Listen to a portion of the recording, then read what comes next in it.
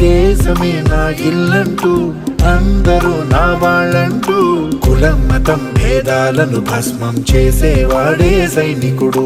చెడు జరగని పగ పెరగని బెదరని గని సైనికుడు, అను పెరుగని రక్షణ బలి చెదరని ముని సైనికుడు. మన ఆయుధాలు ఎన్నెదురైనా ప్రాణాన్ని ఎదురు పంపేవాడు ఒకటే ఒకడు వాడే సైనికుడు.